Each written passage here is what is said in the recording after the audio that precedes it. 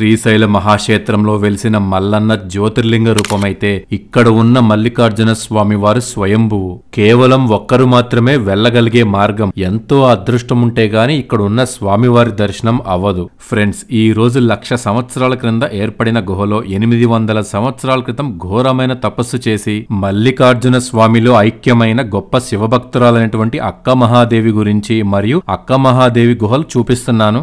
ఈ వీడియోలో ఉన్న ఇన్ఫర్మేషన్ చాలా ఇంపార్టెంట్ అండి. అండ్ బోట్ లో వెళ్తూ నేను చూపించే ప్రదేశాలు అసలు మిస్ అవ్వద్దు. అక్క మహాదేవి గుహలకు ఎలా వెళ్లాలో చూద్దాం. ఎర్లీ మార్నింగ్ 5 to 6 మధ్యలో శ్రీశైలంలో ఉన్న పాతాళ గంగకు వెళ్లే మెట్ల మార్గం నుంచి లెఫ్ట్ సైడ్ వెళ్తే రోప్వే టికెట్స్ కౌంటర్ కనిపిస్తుంది. ఇక్కడ మన పేర్లను రాయించాలి. గుర్తుపెట్టుకోండి, రోజుకి 100 టికెట్స్ మాత్రమే ఇస్తారు. మన పేర్లను నోట్ చేయించుకున్నాక రోప్వేలో కానీ మెట్ల మార్గంలో కానీ క్రిందకు వెళ్లి అక్కడ టికెట్స్ కన్ఫర్మ్ చేయించుకోవాలి. మార్నింగ్ 8:30 AM నుంచి 9 AM లోపల క్రింద ఉండేలా చూసుకోండి. రోప్వేలో వెళ్తే పైనుంచి పాతాళ గంగ వ్యూ చాలా బాగుంటుంది. Ticket cost up and down కి కలిపి 80 రూపీస్ అండి. టికెట్స్ ప్రైస్ మీకు స్క్రీన్ మీద డిస్ప్లే చేస్తున్నాను చూడండి.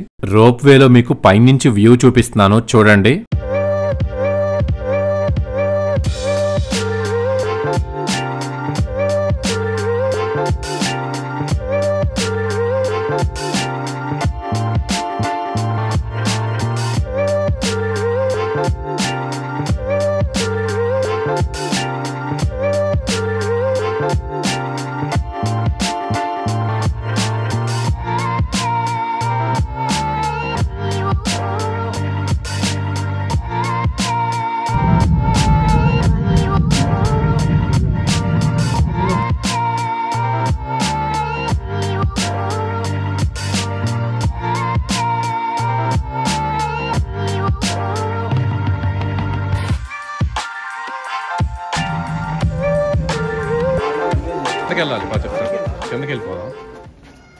రోప్వే నుంచి క్రిందికి వచ్చాక ఏపీ టూరిజం డిపార్ట్మెంట్ వాళ్ళది ఆఫీస్ కనిపిస్తుంది. ఇక్కడ ఎవరైతే పైన నేమ్స్ నోట్ చేయించారో వాళ్ళకి అక్క మహాదేవ్ గుహలకు వెళ్ళడానికి టికెట్స్ ఇస్తారు. రోప్వేలో వద్దు అనుకున్న వాళ్ళు పాతాళ గంగ మెట్లు దిగి ఇక్కడికి రావచ్చు. మీకు 80 రూపీస్ సేవ్ అవుతుంది. అక్క మహాదేవ్ గుహలకు వెళ్ళడానికి ticket cost up and down each person కి 650 రూపీస్ చార్జ్ చేస్తారు. టోటల్ జర్నీ 4 hours పడుతుంది వెళ్ళటానికి రావడానికి. మీరు ఈ జర్నీలో కంపల్సరీగా గుర్తుపెట్టుకోండి, వాటర్ గానీ ఫుడ్ గానీ అక్కడ ఏమీ దొరకదు. సో మీరే ఇవన్నీ పైన తీసుకుని క్యారీ చేసుకోవాలన్నమాట. అక్క మహాదేవ్ గుహలకు టికెట్స్ తీసుకునేవారు ఆధార్ కార్డ్ చూపించాలి. ఆధార్ నెంబర్ రాసుకుంటున్నారు. బోట్ లో వన్స్ ఎక్కాక మన పేర్లతో పిలుస్తారు. నేను ఎక్కిన బోట్ లో 75 మెంబర్స్ ఉండొచ్చు.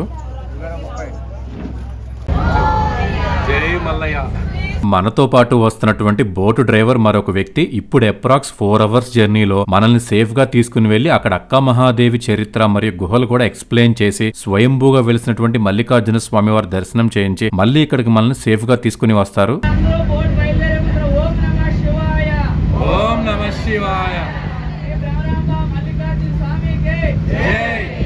బోట్ స్టార్ట్ అయింది కదా. మొట్టమొదటిగా పాతాళ గంగ దగ్గర స్నానాలు చేస్తారు కదా, ఆ వ్యూ పాయింట్ మనకి కనిపిస్తుంది. నెక్స్ట్ డ్యామ్ దగ్గర నుంచి వెళ్తారు. అప్రాక్స్ 2 hours జర్నీలో కొండలు, లోయలు, ఎంతో అద్భుతమైనటువంటి శ్రీశైల పర్వతాలు చూద్దాం.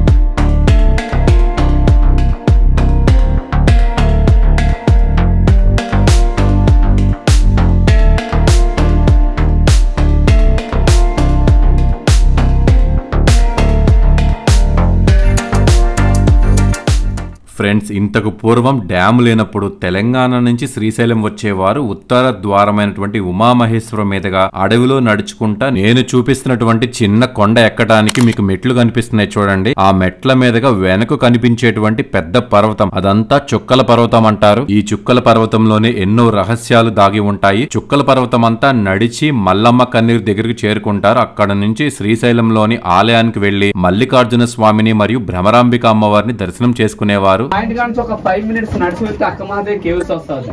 అక్క మహాదేవ్ కేవ్స్ లోపల కొంతకాలం తపస్సు చేసి మనకి లెఫ్ట్ సైడ్ గుడిసెలు కనబడుతుంది, హౌసెస్ కనబడుతుంది కదా, హౌసెస్ నుంచి లాస్ట్ కొండ కనబడుతుంది. అలాగే 7 kilometers బై వాక్ నడిచి వెళ్తే కదిలి వనం ప్లేస్ వస్తుంది. అక్క మహాదేవ్ అక్కడికి వెళ్ళి కొంతకాలం తపస్సు చేసి అక్కడే శివుడిలో ఒక జ్యోతి రూపాలు ఐక్యమైపోయింది. ఆమె చనిపోలేదు, సమాధి అయిపోలేదు, ఎవరిని మ్యారేజ్ చేసుకోలేదు. శివుడిలో ఒక జ్యోతి రూపాలు ఐక్యమైపోయింది. కదిలో నుంచి ఒక 5 kilometers ఫ్రంట్ సైడ్కి వెళ్తే దత్తాత్రేయుడు తపస్సు చేసిన ప్లేస్ ఉంటుంది.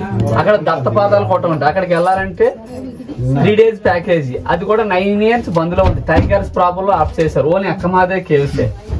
ఇది ఫారెస్ట్ ఏరియా.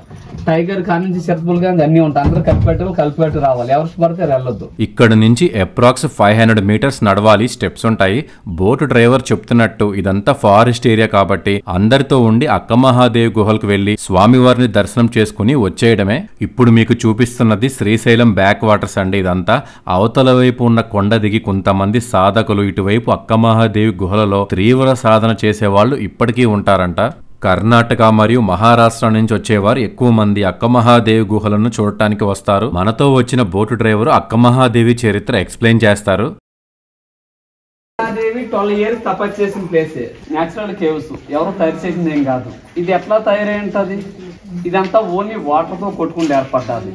వాటర్ అంత కింద కొంత కాదు, ఇది పైకి ఎట్లా వచ్చింది అనేది మన అందరికి డౌట్. మనకి పెద్దవాళ్ళు శాస్త్రవేత్తలు చెప్తుంటారు చెట్లు పుట్టలు ఎదుగుదల అయితేనండి. చెట్లు అంటే అవి పుట్టలు అంటే కొండలు. 1,00,000 సంవత్సరాల క్రితం అంటే చాలా భూమిలో ఉంది.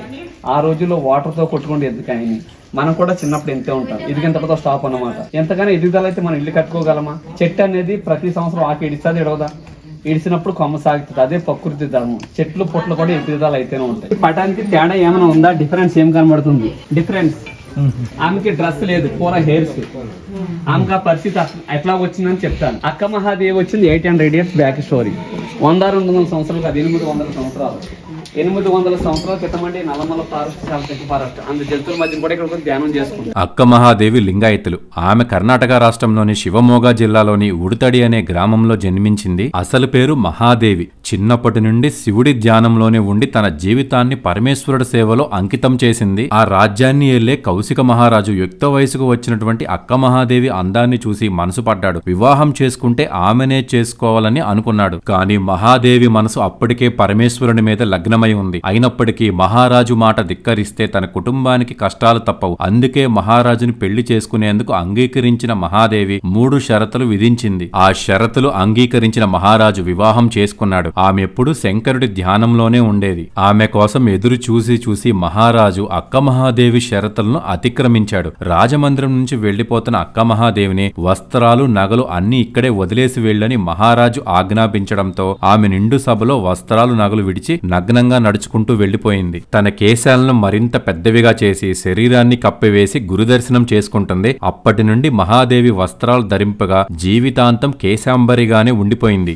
రాజమందిరం నుండి బయటపడిన మహాదేవి అనేక కష్టాలు ఎదుర్కొని వీరశైవానికి కేంద్రంగా ఉన్నటువంటి కళ్యాణపట్టణం చేరుతుంది. అనుభవ మంటపానికి అధిపతి అల్లమ ప్రభు ఆమెని పరీక్షించి మంటప ప్రవేశం కల్పిస్తాడు. బసవేశ్వరుడు సైతం ఆమె తేజస్సుకు వైరాగ్యానికి ముగ్ధుడవుతాడు. అనుభవ మంటపంలో వారందరూ ఆమెను అక్కగా భావిస్తారు. ఆనాటి నుండి అక్క మహాదేవిగా ప్రఖ్యాతి చెందింది. అక్కడ నుండి శ్రీశైలం చేరుకుంది. అప్పట్లో మల్లికార్జునుడి సన్నిధి చేరుకోవడం అంత సులభం కాదు. దట్టమైన అడవి, పెద్ద పులులు మరియు చిరుతలు తిరిగేటువంటి ప్రదేశం. దోపిడీ దొంగల దాడులతో ఈ ప్రాంతమంతా భయంకరంగా ఉండేది. అలాంటి ప్రాంతంలో ఒంటరి మహిళ ప్రయాణం చేసి మల్లన్న సన్నిధికి చేరుకుని ఇక్కడ మనం చూస్తున్నటువంటి గుహలో 12 సంవత్సరాలు ఘోరమైన తపస్సు చేశారు. ఇంకా ఇక్కడ చాలా గుహలు ఉన్నాయి. శ్రీశైలం ఆలయంలో ఉన్నది జ్యోతిర్లింగం అయితే ఈ గుహలో వెలిసినది స్వయంభూలింగం. ఈ శివలింగానికి 365 రోజులు అభిషేకం జరుగుతూనే ఉంటుంది. ఆ అభిషేక జలం ఎక్కడి నుంచి వస్తుందనేది ఎవరూ కూడా కనిపెట్టలేకపోయారు.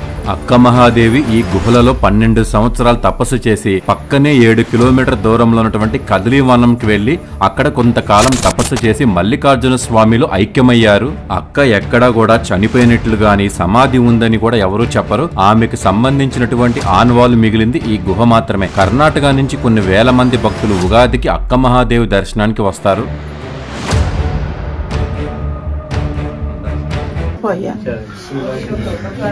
అట్లా అన్నోడికి వెళ్దాం. చెప్పండి. హర హర మహాదేవ్, శంభో శంకర.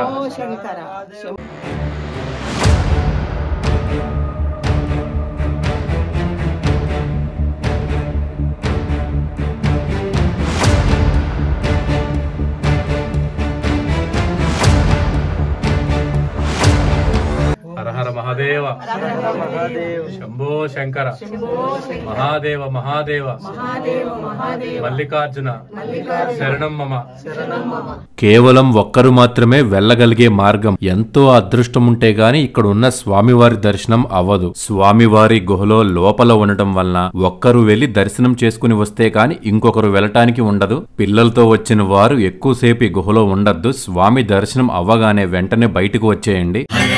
శంకర జయ జయ శంకర హర హర శంకర హర హర శంకర జయ జయ శంకర హర హర శంకర హర హర శంకర జయ జయ శంకర హర హర శంకర హర హర శంకర జయ జయ శంకర హర హర శంకర హర హర శంకర జయ జయ శంకర హర హర శంకర. స్వామి దర్శనం చేసుకుని బయటికి వచ్చి బోటు దగ్గరకు వెళ్తున్నప్పుడు లెఫ్ట్ సైడ్ లో పైకి వెళ్ళటానికి మార్గం ఉంటుంది. చాలా మెట్లు ఉన్నాయి. మనం వెళ్ళిన గుహలకు పైకి వెళ్తాము. అక్కడేదో ఆలయం కనిపించిందని చెప్పి పైకి వెళ్ళాము. అక్కడ సద్గురు గణేశ్వర్ అవధూత బీదర్ స్వామీజీ వారు కార్తీక పౌర్ణమి రోజున తపస్సు చేసుకునేవారంట. ఆయన శివైక్యం చెంది 16 సంవత్సరాలు అయినందున ఆయనకు గుర్తుగా ఇక్కడ విగ్రహం పెట్టారని చెప్పారు. సో గుడి అయితే పైన క్లోజ్ చేసింది. బయట మనం ఆయన విగ్రహం కూడా చూడొచ్చు. పాదుకలు కూడా అక్కడే ఉంటాయి. మళ్ళీ మన బోట్ లో తిరిగి పాతాళ గంగ దగ్గర ఎక్కడైతే ఎక్కామో అక్కడే డ్రాప్ చేస్తారు. సో ఇది ఫ్రెండ్స్ అక్క మహాదేవి గుహల గురించి పూర్తి వివరాలు ఈ వీడియోలో చెప్పాను. ఇంకా డౌట్స్ ఉంటే కామెంట్స్ లో అడగండి, మీకు రిప్లై ఇస్తాను. మరొక వీడియోలో కలుద్దాం. Thanks for watching.